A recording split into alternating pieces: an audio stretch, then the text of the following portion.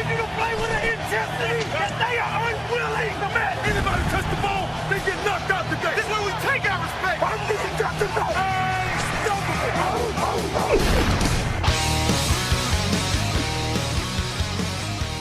Bem-vindos ao podcast NFL Hoje. Meu nome é Gabriel Martins e aqui comigo hoje está o José Paulo Mendes. Tudo bem, Zé? Tudo ótimo, Gabriel. Tá, além do Zé, temos também aqui o Frederico Maritan. E aí, Fred, tudo bom?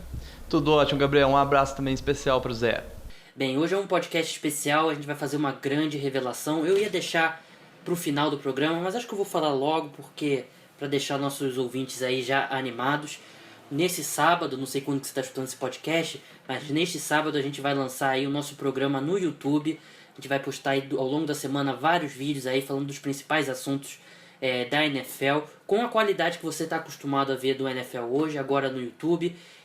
Mais ou menos o formato que a gente tem no podcast, só que com muito mais recursos por ser em vídeo. A gente vai falar sobre tudo que está acontecendo, já vai falar bastante do Super Bowl. E como você sabe, a gente não vai parar depois do Super Bowl. Tem muito lugar que para aí depois do Super Bowl, diminui. Mas o NFL hoje não, a gente vai continuar com o mesmo ritmo. E a gente sabe que a NFL tem notícia o ano inteiro. É um programa que eu venho trabalhando já há umas 2-3 semanas aí para trazer o melhor produto para vocês. Deu bastante trabalho, mas eu acho que ficou num formato bem legal. E você que está escutando a gente aqui, não deixa de assistir lá no sábado. São programas legais, a gente vai fazer uma duração mais curta, mas com mais frequência ao longo da semana. Então ficou bem legal, bem divertido, com bastante recurso. Então não deixa de conferir. E se gostar, divulga com seus amigos, passa para os seus amigos, porque a gente cresceu tanto até agora no NFL hoje com a ajuda de vocês, e a gente pede mais uma vez a ajuda dos nossos leitores, ouvintes e agora telespectadores, né? O Zé e o Fred, a gente terminou o programa ontem, a gente já assistiu aí o produto final. Para começar pelo Zé, qual foi a sua opinião? O piloto ficou sensacional. Eu tava revendo ele agora, que estava falando, eu disse, vou aproveitar, vou dar mais uma olhada, e cada detalhe muito bom o programa. Eu não vou falar agora o principal assunto do programa, porque senão eu vou acabar dando um spoiler, mas ficou um debate muito interessante. Eu gostei muito da forma como a gente colocou o programa. Tá um programa dinâmico, não tá aquele negócio que a gente chega a ver até em alguns programas de fora, e até aqui na TV brasileira, de quando você vai debater um tema, de você ficar um negócio cansativo, de você dizer, nossa, eles estão falando muito tempo disso. Não, tá um negócio dinâmico, rápido, ninguém tá enrolando, porque é isso que o pessoal quer ouvir. Eles querem ouvir, mas eles não querem que você fique enrolando. Eles querem um negócio prático. Ninguém gosta de ficar 2 horas assistindo um vídeo no YouTube. É isso aí, e o profissionalismo que vocês já estão acostumados no NFL hoje, tá agora no nosso canal também. E realmente, né, Fred, porque a gente faz sempre as matérias, a gente faz com muito cuidado, os nossos podcasts, e agora eu acho que o nosso programa no YouTube também reflete esse nosso profissionalismo. Afinal, somos todos jornalistas aqui, não somos curiosos, né? Somos todos profissionais. Agora que a gente está entrando numa nova fase de muitas mudanças, mas não mudanças para pior. A gente vai melhorar cada vez mais, e com a ajuda de vocês que sempre apoiam, sempre comentam as coisas. É muito importante para a gente que vocês deem esse feedback para a gente, porque a gente quer sempre melhorar. O programa ficou sensacional, dinâmico, como o Zé falou. Excelente para quem quer se informar com qualidade, porque a gente só quer crescer e crescer cada vez mais com a ajuda de todos vocês. Então a gente espera muito que vocês gostem. Nesse sábado a gente vai ter mais uma grande novidade aí no NFL hoje, mas eu não posso revelar ainda, vocês vão ficar sabendo no sábado mesmo, sábado de manhã. Eu acho que por volta de umas 10, 11 horas vai ter sido revelado. Nosso primeiro vídeo vai estar no ar. E essa novidade aí, que eu tô querendo falar, mas não posso falar, mas vocês vão ver amanhã. E é o mesmo canal que vocês já estão acostumados a ver o podcast, né? Ouvir o podcast, né? Só que agora vocês vão poder nos ver também. Nesse primeiro programa eu e o Vitor lá fizemos, e tá bem legal, então não deixem de escutar. Mas vamos voltar agora, porque a NFL não para nunca, ainda mais há poucos dias aí do Super Bowl, 10 dias se eu não me engano. E vamos logo pro giro de notícias.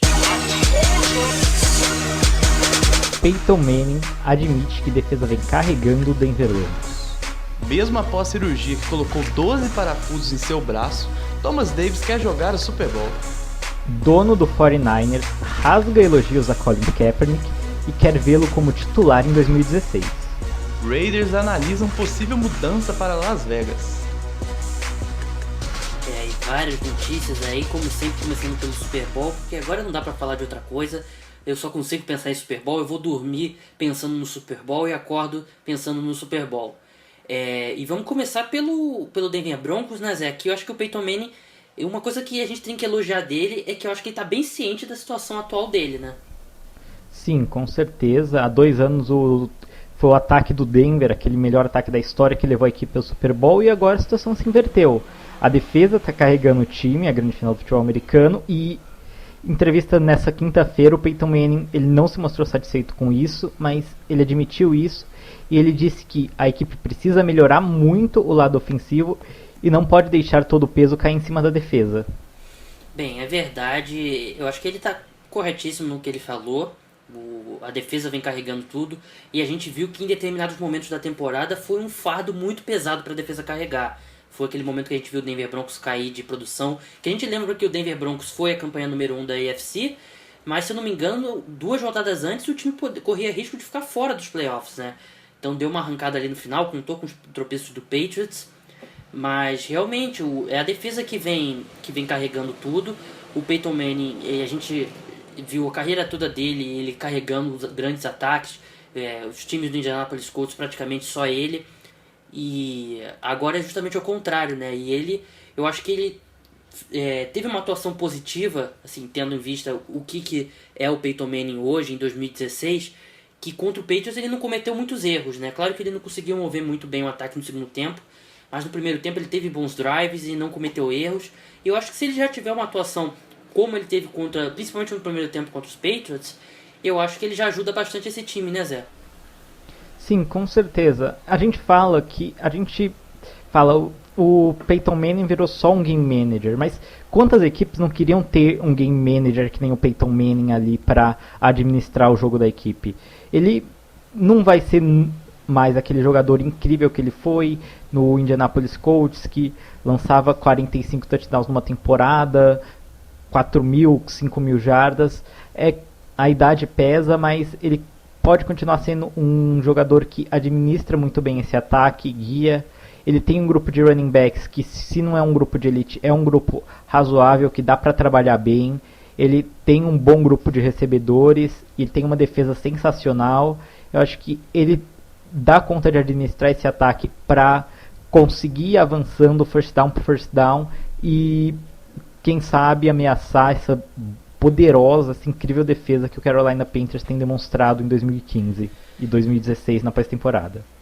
Eu acho que se a gente fizesse um ranking dos 32 quarterbacks titulares da NFL, só por habilidade atlética, por condição física, eu acho que o Peyton Manning seria o 32. Eu acho que a gente tem que ser bem sincero, o braço já não existe e já tem muita dificuldade para se movimentar, apesar dele ter melhorado bastante nesse sentido depois que se recuperou na lesão do pé.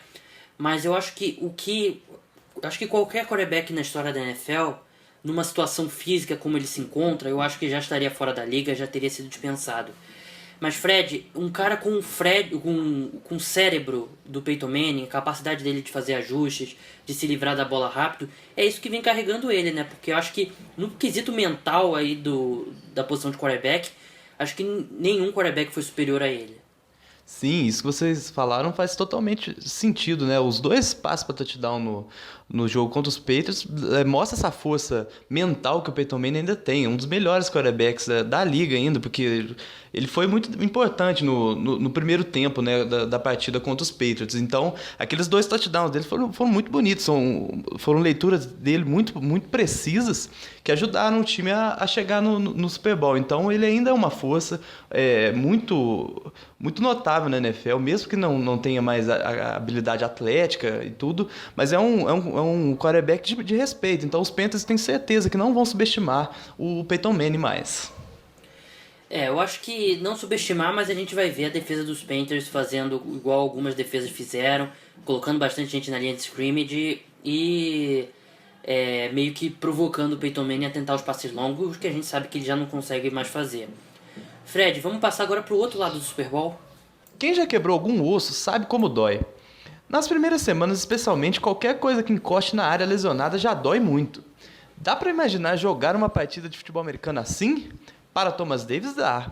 O linebacker passou por uma cirurgia nessa segunda-feira para colocar 12 parafusos no seu braço fraturado, mas mesmo assim quer entrar em campo no Super Bowl 50. Realmente, eu não achei que fosse ser necessário cirurgia, né? Então até eu vi as fotos na segunda-feira dele, que ele na mesa lá para passar pela cirurgia. E eu fico pensando como que um cara que passou por uma cirurgia na segunda-feira vai jogar aí 2 semanas depois, 13 dias depois, vai entrar em campo e jogar uma partida de futebol americano, ainda mais uma tão importante quanto o Super Bowl. A gente aqui não é médico, né? Não tem como falar muito, mas não parece ser o ideal, né, Fred? Mas é o Super Bowl, né? O Thomas Davis já é um veterano, talvez ele não tenha mais nenhuma chance, então acho que esse esforço é totalmente válido, mas para um linebacker, ainda mais ele que é um dos líderes de tackle, que pressiona bastante, um dos caras que para a defesa, o ataque adversário, eu fico imaginando que vai ser aquela grande dificuldade para ele jogar, porque é uma cirurgia, um osso quebrado, então não é uma coisa que recupera muito rápido. Então a gente pode ver que o Thomas Davis vai no sacrifício mesmo para jogar esse Super Bowl. Mas a gente tem que lembrar também que o Thomas Davis é o cara que rompeu o ligamento cruzado anterior do mesmo joelho 3 vezes e continuou jogando, então acho que para ele aí talvez um braço quebrado seja o menor dos problemas de lesão que ele já teve, mas tão próximo ao Super Bowl, e a gente sabe como o linebacker tá sempre tendo pancada, né? Tá sempre batendo ali com um jogador do ataque tentando bloqueá-lo, tá sempre tentando dar um tackle. Ele realmente, eu achei muito legal a escolha dele ao Pro Bowl, né? Porque a gente sabe que normalmente outside linebackers do esquema 4-3 não são tão lembrados, mas ele foi lembrado esse ano e fez uma grande dupla com o Luke Kuechly, né? A gente, pra mim, a melhor dupla de linebackers atualmente. Ainda tem o Shaq Thompson, né?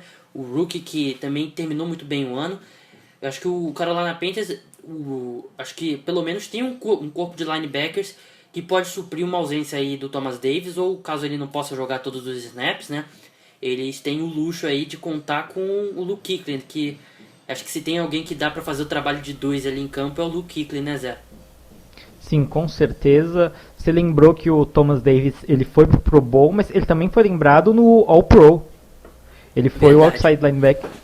Foi ele e o Von Miller, os outside linebackers, além do Kellyn Mack, que também foi defensive end. E ele é um jogador sensacional. Eu acho que, com certeza, se ele tivesse saudável, ele ia ser um jogador que faz uma diferença muito grande. Eu acho que, mesmo assim, ele vai conseguir fazer uma diferença, mas ele vai ter que ficar muito mais fazendo uma partida demonstrando sua qualidade na cobertura, na defesa em zona, do que propriamente conseguindo realizar grandes tackles, porque a lesão é no braço e para você dar um tackle depois de quebrar é muito complicado. Eu não sei se ele vai conseguir dar grandes tackles fazendo isso.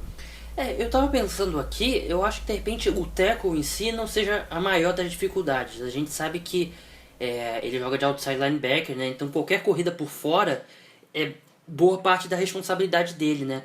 E vai sempre vir um jogador de linha ofensiva, um tight end, ou de repente um fullback, se tiver um fullback em campo, para tentar bloqueá-lo. E ele precisa, para sair desse bloqueio, ele precisa usar os braços, né, para se desvencilhar dos jogadores.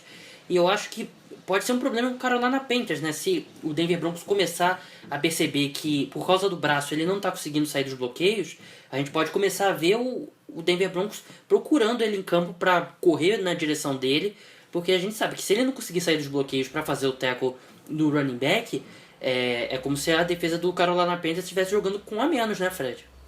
Ele é uma parte vital dessa defesa. É o cara que para o ataque adversário, junto com o Luke Kuechly, como você falou, é a melhor dupla de linebackers da liga. Então ele pode ser um ponto negativo se ele não estiver nas condições físicas ideais, né? Mesmo com um braço quebrado, se ele for em campo, ele vai ter que fazer o melhor, e vai ser cobrado disso. E o Broncos pode aproveitar mesmo, como você falou. Bem, eu tento me colocar no lugar dele. Imagino você, depois de tudo que ele passou com as lesões no joelho. Tem uma história muito legal, Thomas Davis, né? Porque depois da terceira ruptura de ligamento era dado como certo que ele nunca mais fosse jogar, e ele foi até o presidente do Carolina Panthers e pediu para dar um voto de confiança nele, que ele ia retornar melhor do que nunca, e foi justamente o que aconteceu, né? Ele tá no melhor momento da carreira dele.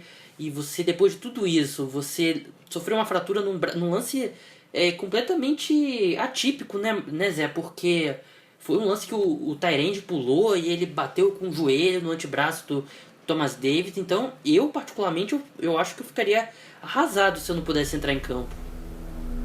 Então, eu acho que se eu fosse ele, com certeza eu entraria em campo, até por tudo, até porque se ele vai entrar em campo, ele vai querer dar o melhor e talvez chegue um momento em que ele não aguente o braço, não aguente a dor no braço, mas ele vai dar o melhor, talvez ele sofra, mas não é que ele não vai conseguir escapar do bloqueio porque ele não está se esforçando o máximo, é porque realmente o braço não vai deixar, talvez ele não consiga ter a força, o apoio, e é aquela história, ele pode entrar, ter mais uma lesão que talvez encerre a carreira dele, mas ele pode encerrar essa carreira com um Super Bowl. Né?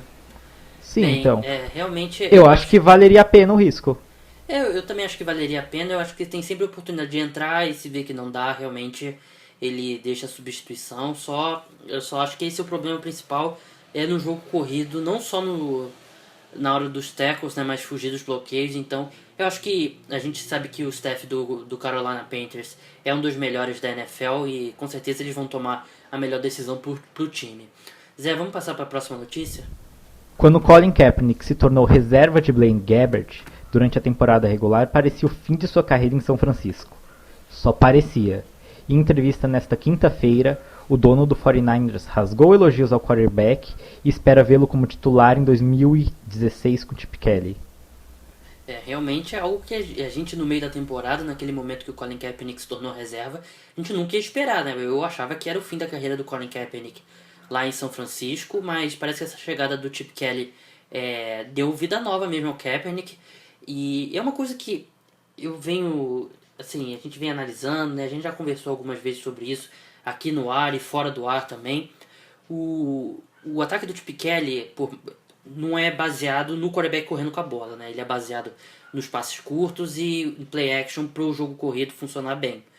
Mas o esquema dele tem que ter um quarterback que seja capaz de se movimentar, né? Seja capaz de correr com a bola.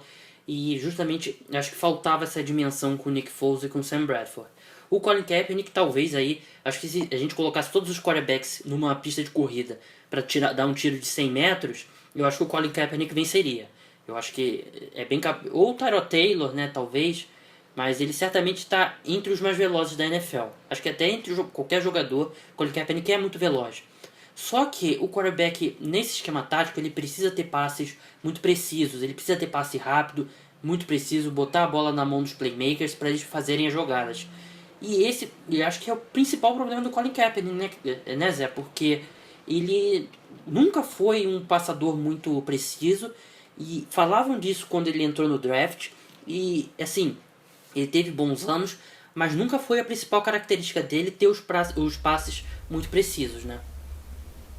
Sim, o passe do Colin Kaepernick, você vê que ele não é tão preciso, por exemplo, quanto o do Russell Wilson ou do Ken Newton, que são quarterbacks que também correm bastante com a bola como ele. Mas é o seguinte, esse sistema do Chip Kelly, ele beneficia muito os quarterbacks. O Sam Bradford acabou não se beneficiando tanto dentro dele, mas eu acho que é um sistema em que o Colin Kaepernick consegue se dar bem. Eu acho que pode ser o esquema que ele se encontre, que os 49ers se encontrem em torno desse ataque do Chip Kelly. O Carlos Hyde, eu acho que ele pode ser uma boa opção para esse ataque, porque ele é um running back que consegue ficar bastante snaps em campo. O corpo de recebedores do 49ers é interessante. Falta ali um tight end com a saída do Vernon Davis, mas o Vernon Davis também já não estava nos melhores anos. Eu acho que ele consegue montar um grupo interessante ali em volta do Colin Kaepernick para fazer um ataque que funcione o jogo do Colin Kaepernick. Mas eu acho que a precisão dos passes dele continua sendo uma grande interrogação. Bem, Fred, vamos passar para a última notícia? Após perder a corrida para se mudar para Los Angeles, os Raiders estão estudando uma outra oportunidade. O dono da franquia, Mark Davis, esteve em Las Vegas nessa semana para analisar possíveis lugares que possam receber o time. Será que veremos em breve o Las Vegas Raiders? Realmente, acho que o Mark Davis está querendo ter algum tipo de poder de barganha, né? Porque ele ficou numa situação complicada, né? Ele lá em Oakland e a gente sabe que qualquer mudança tem que ser aprovada pela NFL e ele acabou ficando de fora da mudança para Los Angeles. E eu, sinceramente, a gente ouviu muito falando do Oakland Raiders indo pro Texas, né? Para San Antonio, né? E eu acho que seria muito mais vantajoso porque eu acho que Las Vegas tem bastante estrutura, é a capital do entretenimento do mundo, tudo acontece lá, mas você pensar assim em criar uma base de torcedores apaixonados, eu não sei se o povo de Las Vegas é um povo apaixonado por futebol americano. Eu sinceramente, eu sei que tem um time do futebol americano universitário, da Universidade de Nevada, que até o Colin Kaepernick jogou, mas eu não sei se é o melhor lugar para ter um time da NFL, né? Porque a gente sabe que é uma cidade que recebe, uma das cidades que mais recebem turistas no mundo. Eu acho que a gente teria muitos turistas no estádio, né? Se de fato fosse construído. Mas de repente não ia ter aquele clima de torcida mesmo, de verdade, que apesar da NFL a gente saber que não tem aquele tipo, não tem aquela torcida sul-americana, da Libertadores, mas tem lugares que a torcida é apaixonada, por exemplo, lá em Green Bay, lá em Pittsburgh. Eu acho que Las Vegas, talvez a paixão ali esportiva não seja tão grande. É algo que, por exemplo, San Antonio já é uma cidade esportiva, né? Tem o San Antonio Spurs e o estado do Texas todo é apaixonado por futebol americano. Então acho que Las Vegas tem a estrutura, mas você pensando em criar uma base de torcida ali, não sei se seria a melhor opção. O que você acha, Fred? Las Vegas é um estado que tem muito pouca coisa, muito deserto, né? Tem aquela cidade tem a cidade de Las Vegas, mas fora aquilo tem muito pouca coisa. Seria um oásis mesmo no deserto, né? Porque não tem, nas grandes ligas dos esportes americanos, não tem nenhum time do estado de Nevada nem de Las Vegas. Então, Las Vegas é a cidade do boxe e do UFC, né? Isso, todos esses eventos são lá, porque a gente sabe a força econômica que tem essa cidade. Por outro lado, para os Raiders eu acho que pode ser até uma boa. Tá muito claro que ele quer sair de Oakland de qualquer jeito, pela questão do estádio e tudo. Até pela torcida, iria prejudicar bastante, porque é uma das torcidas mais apaixonadas e legais a gente vê. Eu não gostaria dessa mudança para Las Vegas. Então, eu não sei se seria uma coisa muito interessante. E no caso também de as especulações de ir para San Antonio, eu lembro que eu li até umas coisas que os Spurs não queriam de jeito nenhum que os Raiders fossem para lá, para não ter aquela competição de esportes, né, dividir o público. Mas agora, Las Vegas seria um mercado para se explorar agora. Eu já acho que é um pouco de egoísmo, né, do San Antonio Spurs. Eu acho que a gente, tantas cidades aí que tem time da NFL e da NBA e as pessoas torcem pro time da NBA e torcem pro time da NFL, eu acho que não atrapalha o outro. Então eu particularmente acho o San Antonio mais atrativa para um time de futebol americano, mas acho que financeiramente de repente Las Vegas possa ser uma opção melhor pro Oakland Raiders pelo marketing, né, pela quantidade de dinheiro que rola lá. Mas a gente sabe que a NFL não gosta de aposta, né? Então nada do pessoal ficar apostando nos jogos do Los Angeles Raiders lá nos cassinos. Bem, eu acabei esquecendo de falar no começo do programa. A gente vai responder as perguntas dos nossos leitores também. E a gente separou algumas das melhores, né? Vocês mandaram várias perguntas interessantes. Muitas sobre Super Bowl, né? Como não poderia deixar de ser. E Zé, lê a primeira pergunta aí pra gente. A pergunta do Thales Mateus. O que você acha da decisão do Jerry Jones de não draftar um QB para o Dallas Cowboys?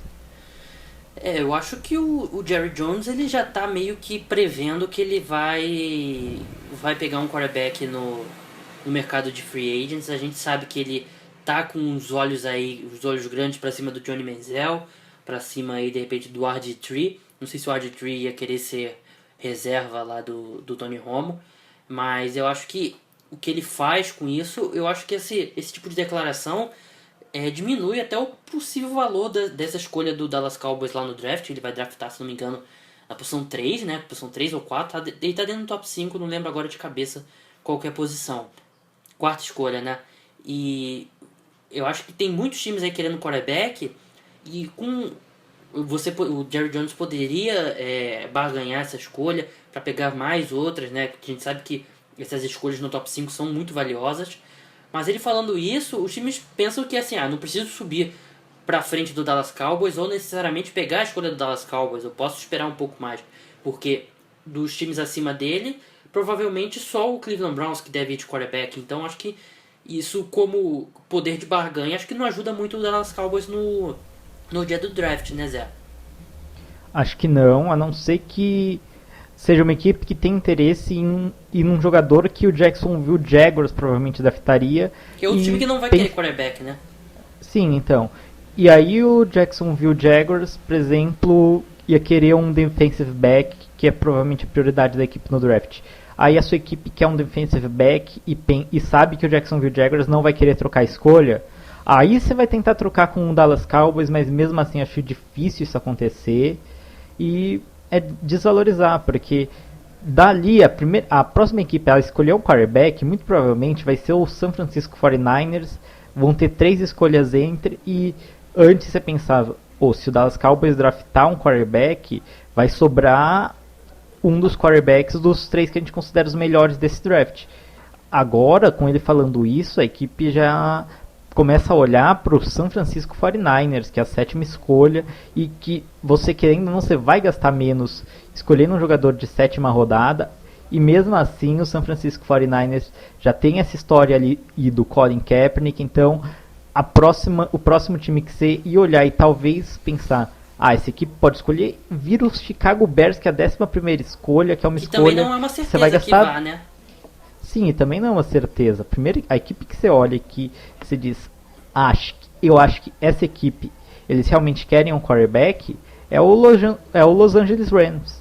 É verdade.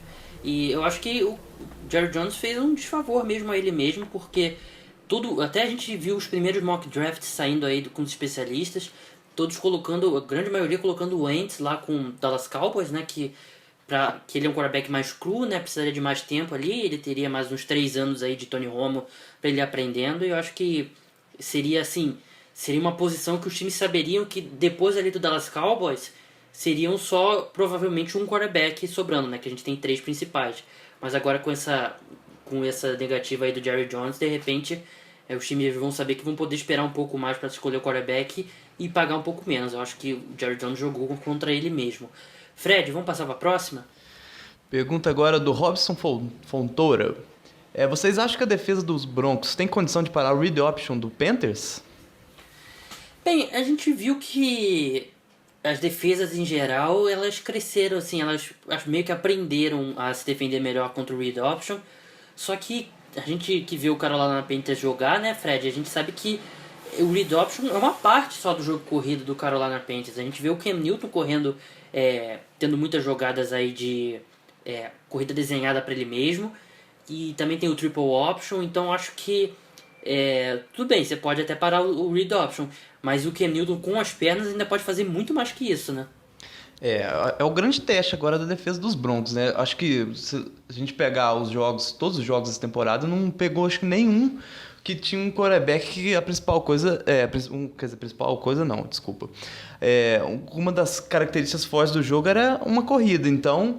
Eu creio que tem condição de parar sim, porque tem tempo para se preparar, ainda tem muito tempo o jogo, mas essa defesa vai ter muito trabalho para conter o Cam Newton. Zé, vamos para a próxima pergunta? Próxima pergunta é do Juan Morim. Vocês acham que Cam Newton está preparado para ganhar um Super Bowl? Essa é muito fácil, acho que sim. A gente vê que o Cam Newton sempre nos momentos mais difíceis ele corresponde, ele não é aquele jogador que quando as luzes estão mais fortes ele começa a jogar pior, né? A gente pensa até no Andy Dalton aí dos últimos anos, ele é justamente ao contrário, né? O Cam Newton é um cara que nos momentos mais difíceis ele vai lá e joga o melhor futebol. A gente lembra aquele jogo dele contra os Giants, né, Zé? Que o Giants conseguiu o touchdown da vitória e a câmera logo focou o Cam Newton. E ele balançou a cabeça assim como quem tá tranquilo, né? Tipo, tenho que trabalhar, né? E foi lá, marchou com o Carolina Panthers e conseguiu a virada. Então acho que nenhum palco é muito grande pro Cam Newton, né? Até agora ele mostrou que está completamente preparado. Ele tá jogando o melhor futebol americano da carreira dele. Tá mostrando tranquilidade, tá fazendo a parte dele, tá jogando muito bem, tá sendo um jogador muito interessante, um jogador muito difícil de parar e que na hora da decisão ele tá crescendo. Os quartos períodos dele na temporada regular foram muito bons. Os 2 jogos dos playoffs, ele conseguiu doutrinar as defesas do adversário. No segundo tempo, contra o Seattle Seahawks, tudo bem, os Panthers não conseguiram produzir nada no ataque, mas eu sinto até que os Panthers deram uma relaxada por conta da grande margem no placar que eles conseguiram. É verdade. Fred, a última pergunta aí de hoje. Pergunta agora do Luiz Fernando Ribeiro. Será que os Steelers devem investir em jogadores de secundária no free agent ou tentar a sorte no draft? Minha resposta é sim. Eu acho que os Steelers devem investir em jogadores de secundária no free agent e também tentar a sorte no draft. Não tentar a sorte, é tentar fazer um bom trabalho. Os Steelers, em geral, é um time que vai bem no draft, né? De repente, nos últimos anos, não tenha feito um trabalho espetacular, mas mesmo assim consegue uns defensores que às vezes demoram um pouco para encaixar, mas encaixam eventualmente. E os Steelers, eles não precisam de só um cornerback ou de repente de um strong safety. Eles precisam de várias peças na secundária. E eu acho que assim, a gente fala muito, o time tem que ser construído no draft. Claro que tem que ser construído no draft. Mas você às vezes encontra jogadores de valor aí no mercado de free agents, que não aqueles caras que vão ser que tem aqueles salários astronômicos, mas um cara aí que de repente num time não deu muito certo por questões de esquema, mas no seu time vai dar certo. Então acho que os Steelers precisam investir na secundária de todas as formas, que é o grande ponto fraco desse time, né, Fred? O que segurou os Steelers essa temporada foram, além das lesões, foram essa secundária horrorosa, né? Porque contra o passe a defesa dos Steelers era um horror. Então é o que está faltando. Um time que tem um ataque, quando saudável, para mim, o melhor da NFL, tem uma boa defesa contra o jogo terrestre, mas tem uma secundária muito fraca, muito abaixo do potencial desse time, então tem que investir pesado, aliás, tanto no free agent quanto no draft, porque senão os Steelers não vão conseguir chegar mais longe. Bem, esse foi o nosso programa de sexta-feira, o primeiro programa aí de sexta-feira. Gabriel. Oi, diga. Eu acabei de fazer deixa eu só falar uma coisa, que eu acabei de fazer uma matéria do presidente dos Steelers falando que eles vão fazer isso. Então, realmente, viu, Luiz, o presidente dos Steelers tá com a mesma ideia que você.